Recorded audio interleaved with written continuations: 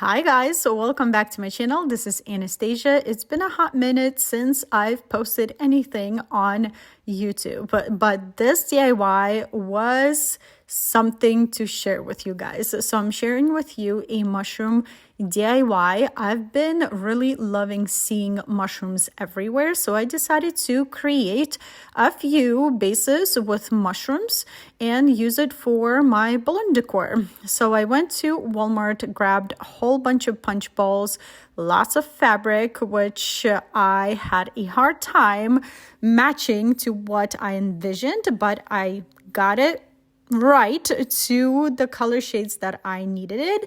And of course, dad to the rescue. I don't own any of the tools, so I came to my dad's shop and he cut some plywood for me, some PVC pipes, helped me nail those raised PVC to the actual base.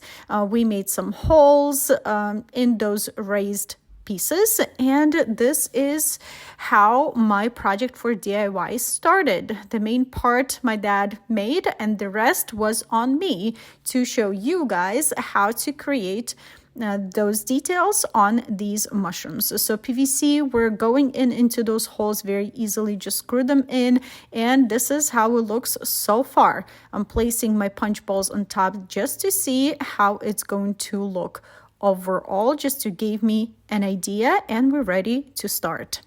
Let's make mushroom caps. For this DIY, I went to Walmart and got all of my supplies, which are a whole bunch of punch balls and lots of fabric, which is felt and brown fabric that you will see a little bit later in this video. So to start, I measured 2 pieces of felt fabric, making sure that the fabric wraps around the whole punch ball and hits almost the very middle of my punch ball. I was making sure when I was hot gluing my fabric to the punch ball, making sure that I left the middle of my punch ball clear without any fabric. That's why you see me cutting that fabric out of the middle. I repeated the same process with my second piece of felt. Why I'm adding 2 pieces? Because I want my caps to be nice and cushioned and look very fluffy in a sense. I don't know, but it looks much better with 2 pieces of felt than 1. Tested, trust me. Here comes the brown fabric that will be a final touch to the actual top of the cap. I am wrapping and repeating the same process what I did with felt fabric, making sure that this fabric lays nice and very pretty because that's the finished layer of fabric. Making sure that nothing is in the middle because that's very important. If you see wrinkles, not a big deal. Grab a steamer, steam them out, and you're good to go. So flipping over and starting to work on the inside of the caps. So I'm grabbing my pool noodle and cutting about 5-6 inch tall pieces of pool noodles and gluing them in the middle of my punch ball. That will provide extra stability for the PVC pipe. Grabbing my punch ball, measuring out a size of a punch ball on a cardboard. This will serve us as a bottom of our mushroom caps. Cutting out a middle for the pipe to fit inside of the cardboard, just checking if it fits, and sealing that cut that I made on my cardboard to cut out that middle hole. Now sealing all the cracks and making sure everything is glued together. Moving on to our mushroom scales. I used a cabinet liner and started gathering and gluing everything to the cardboard. I found out that working in little pieces is probably the easiest and much more precise way to do this, and I just gathered and glued everything with hot glue. That's all we have here. Now repeating the same process with our second cap, and this is what we have so far. It's time to turn our attention to the bases and actual stems of the mushrooms. So here I am with my base in typical, very simple acrylic paint that I had laying around. Nothing fancy, any paint will work, spray paint, oil paint, anything, as long as you cover the sides and edges of the base. It's better to cover them in the beginning stages of the base than just trying to maneuver around the final touches and try to cover that wood with paint. I've learned that with my first set of mushrooms, learned from my mistakes.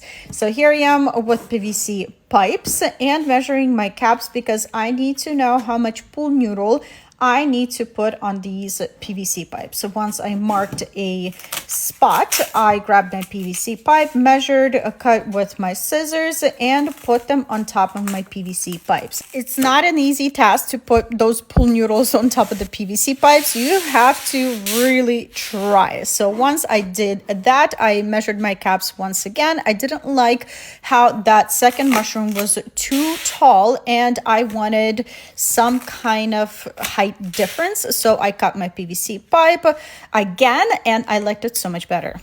Let's shift our attention to the stems of our mushrooms. I cannot wait to show you a final DIY because it looks so good. So I grabbed a lighter fabric and I started tearing a whole bunch of strips of fabric, and I made sure that I removed every single thread because threads will be in the way. With my hot glue, I started gluing my strips to the pool noodle. I was making sure that the strips are overlapping on top of the pool noodle and going all the way down to the base.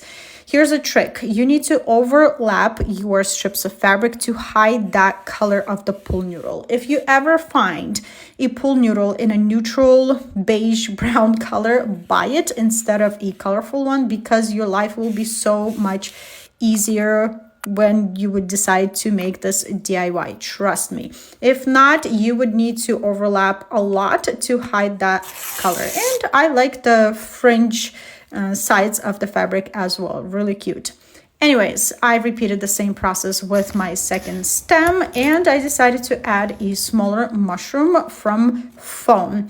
I repeated the same steps. I covered everything in fabric, added that drawer liner for that scale kind of look, glued the stem, and here it is. It is absolutely adorable.